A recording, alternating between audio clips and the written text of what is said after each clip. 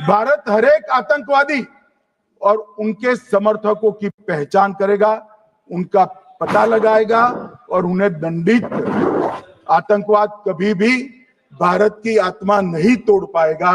न्याय सुनिश्चित करने का मैं हर संभव प्रयास करूंगा। अनकोट। अब इसमें किसी को चुनावी भाषण दिखाई पड़ता है तो उसकी समझ शक्ति पर बहुत सारे सवालिया निशान लग जाते हैं।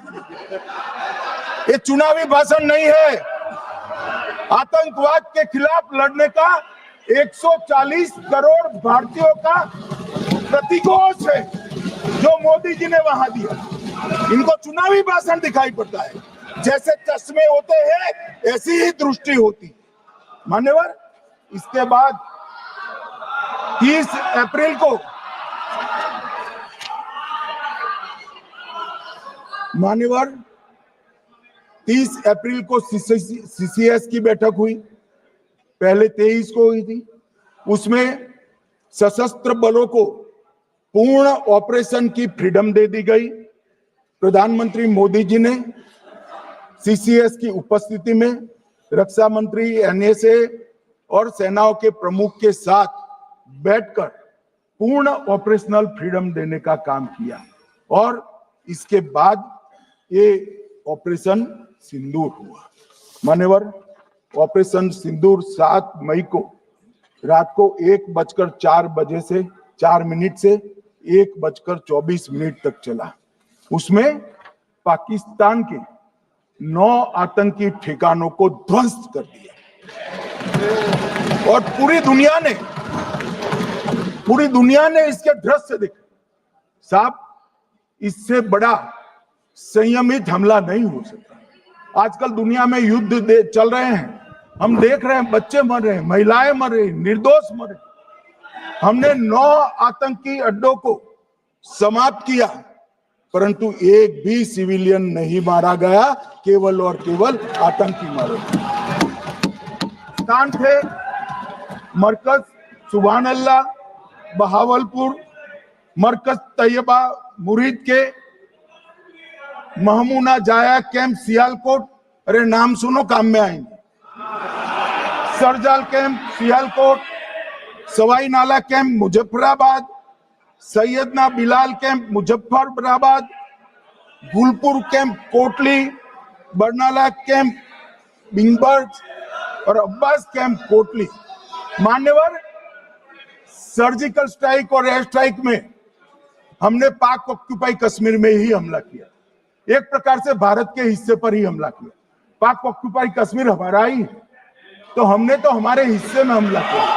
मगर इस बार 100 किलोमीटर अंदर घुसकर पाकिस्तान की भूमि पर आतंकवादियों को तबाह करने का काम।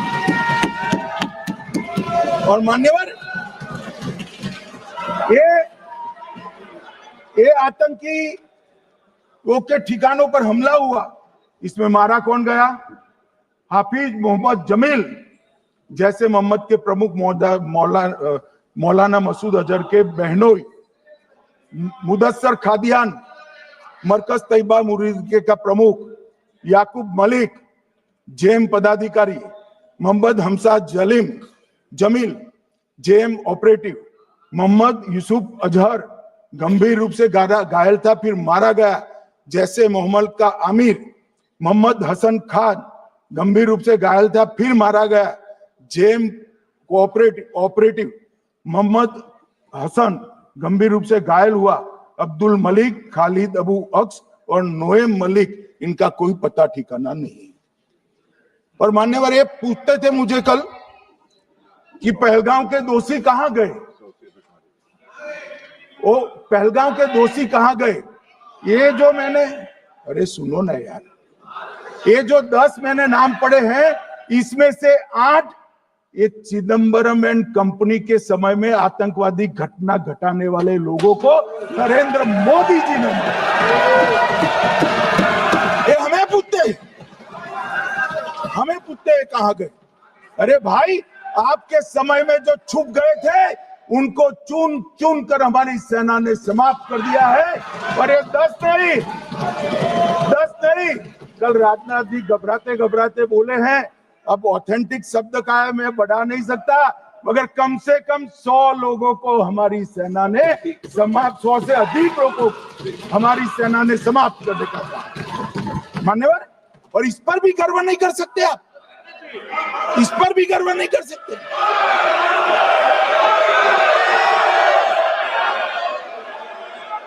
मान्यवर,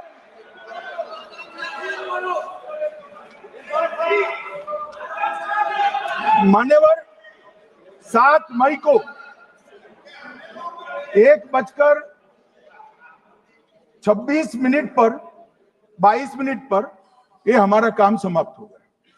हमारे डीजीएमओ ने उनके डीजीएमओ को बता दिया कि भाई हमने आतंकवादी हमलों पर स्थानों पर सिर्फ हमला किया है, इनके हेडक्वार्टर पर हमला किया है, जो हमारा आत्मरक्षा का अधिकार है। पूरी दुनिया इसको एक्नॉलेज करती है।